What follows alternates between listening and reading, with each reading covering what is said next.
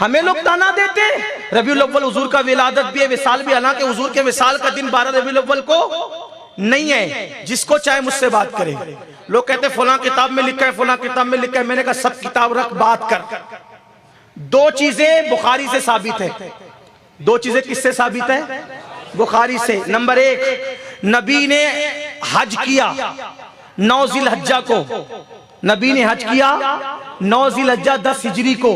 नबी ने हज किया 9 जिलहज्जा 10 हिजरी को। कौन सा दिन था वो? जुमा का दिन था। कौन सा दिन था? इस पे सारी हदीस की किताबें हैं। और नबी ने विसाल किया पीर के दिन, रबीउल अव्वल के महीने में 11 हिजरी को।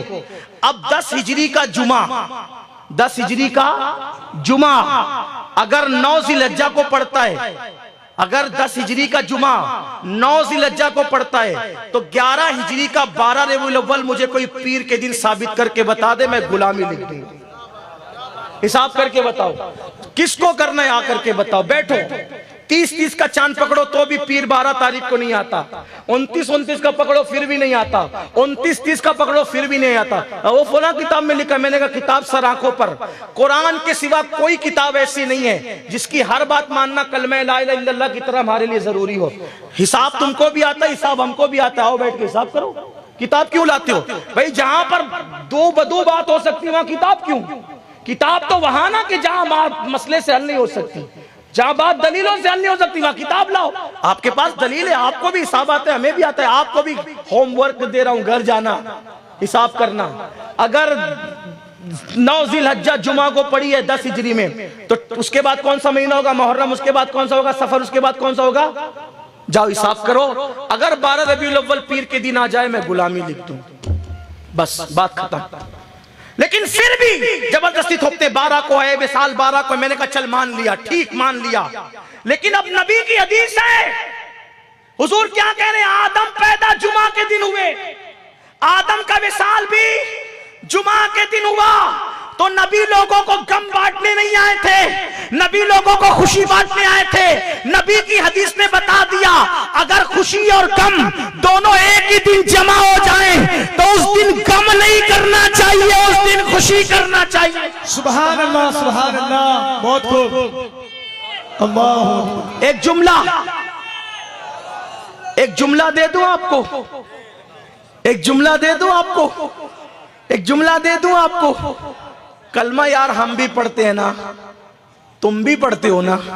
चलो अगर तुम कहते हो ना कि नबी के विसाल के दिन गम करना चाहिए, तो तुम भी कलमा पढ़ते हो, हम भी पढ़ते हो। खुशी मनाने की इजाजत हमें दे दो, रोने का ठेका तुम ले लो।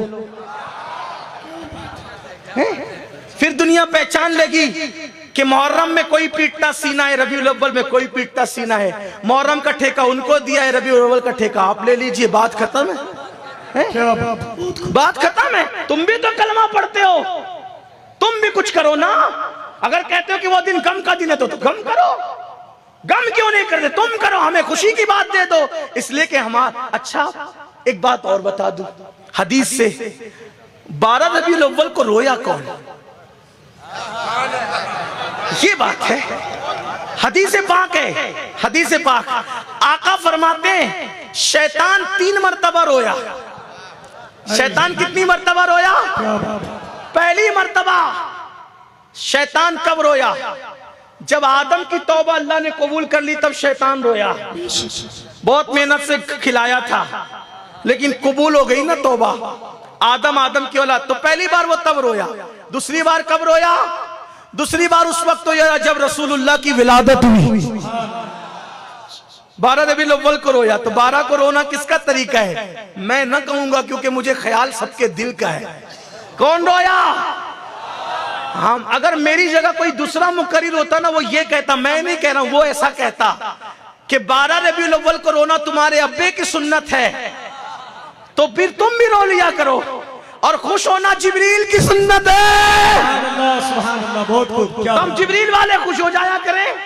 तुम अपने बाप का काम करो, हम अपने इमाम का काम करते हैं, लोगों को पता चल जाएगा। और तीसरी बार कब रोया पता है?